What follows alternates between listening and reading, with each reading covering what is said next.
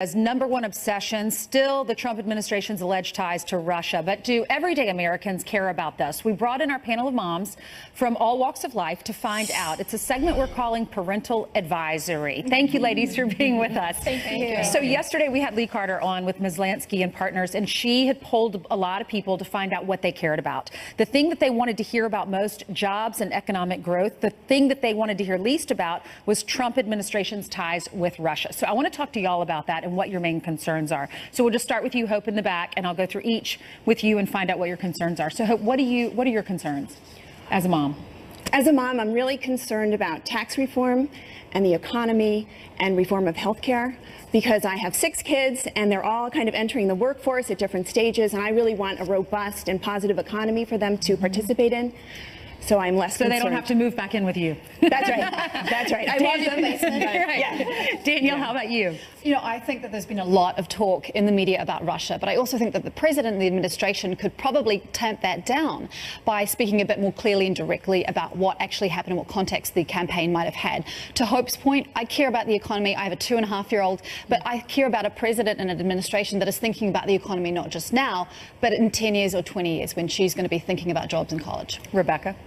I want my 12-year-old daughter to hear more about the Russians in Syria, how they're lighting up our pilots every day. I want to hear more national security stories. I want her to hear those as well. North Korea concern for you? North Korea, big concern. I would like to hear more of that news, a broader perspective. What's North Korea doing with its missiles? What's up with France? I want to hear the international reporting, important to her future world. Wendy, she brings up a good point. Do you care more about how Russia is connected to Syria than you do Donald Trump Jr. meeting with a Russian lawyer?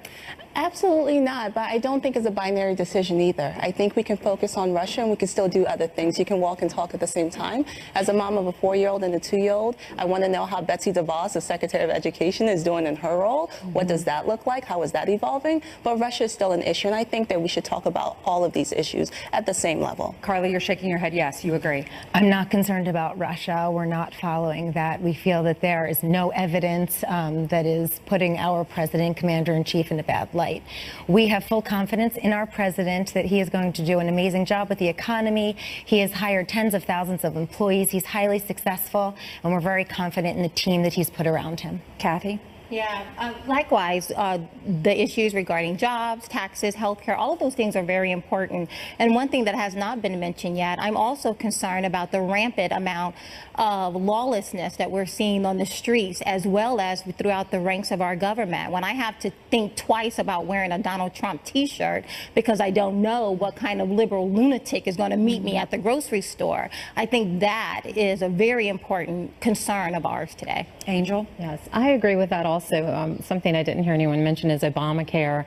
I'm ready for that to be repealed and replaced. For my family, our premiums have gone through the roof, and that's what I hear a lot of moms talking about for our kids. What would you like to see? What's most important when it comes to health care for you? I think affordable health care across the board, and you know, take their time. We don't have to do a quick fix.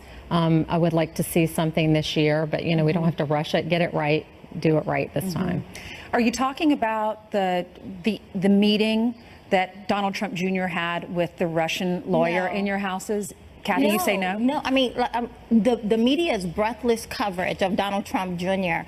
borders fake news, not because the content is inaccurate, but because their slant on how they're reporting the content is misleading. There's nothing unprecedented about it whatsoever. When you have, and we all know now because it's documented, Hillary Clinton's campaign meeting with Ukrainian elements, for the exact same purpose, that creates a precedent. When you have Nancy Pelosi meeting with the Mexican president, for the exact same purpose of getting information to use against Donald Trump, that creates a precedent. Okay. So, no, we're not talking about it. We don't care. Wendy, Danielle, you were shaking your head. It is a concern for you. Why? We'll start because, you know, first it was about adoption with people that Donald Trump Jr. didn't know. And then the story changed, and then the emails were released, which I actually give credit to the president's son for doing. I like to see that kind of a transparency. But there are so many falsehoods that were sort of circulating around this. You have to ask why. Why? Why not just come out when you were asked? Why not? Apparently, the Senate Intelligence Committee knew about this in April. Why hide it if there's no problem here? Now, Wendy, are you a Democrat? I am. Did you vote for, I guess you didn't vote for the president, you voted for Hillary Clinton. I did. What can Democrats learn from his win?